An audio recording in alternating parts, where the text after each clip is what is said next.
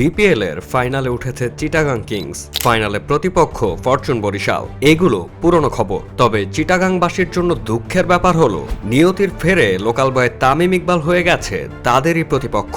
চট্টগ্রামের মানুষ চায় তামিমকে সমর্থন দিতে, কিন্তু তাহলে আবার বরিশালকে সাপোর্ট করা হয়ে যায়। ব্যাপক এক সমস্যা। তবে তামিম জানিয়েছেন চিটাগাংয়ের মানুষ চিটাগাংকেই সমর্থন দিক। ফাইনালে ওঠার পথে দলটার পেছনে লেগেছে পেমেন্ট ক্লিয়ার না করা সহ নানান কন্ট্রোভার্সি। সবকিছুকেই উড়িয়ে দিয়ে একটা সাদামাটা দলকে টেনে নাট্যমঞ্চের শেষ পর্বে এনে হাজির করেছেন কাপ্তান মোহাম্মদ মিথুন। মিথুনের চারপাশে ওয়ালের মতো দৃঢ়ভাবে দাঁড়িয়ে সঙ্গ দিয়েছেন আলিস আল ইসলাম, শামীম, পারভেজ ইমন, শরীফুলরা। ফাইনালের প্রতিপক্ষ ফরচুন বরিশালে যেখানে বিদেশি পারফর্মারদের আনাগোনা, সেখানে চিটাগাং ভরসা রেখেছে দেশীয় ইয়াং স্টারদের উপরে। তারা আস্থার প্রতিদানও দিয়েছে।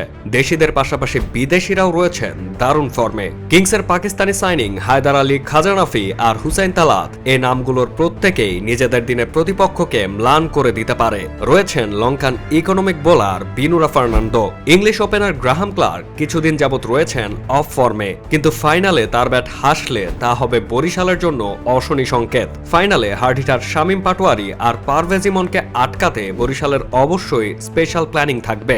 সব মিলিয়ে যোগ্য দুটো টিমই বিপিএল এর ফাইনাল খেলছে। প্রিয় দর্শক, আপনার বাজি কোন দলের পক্ষে?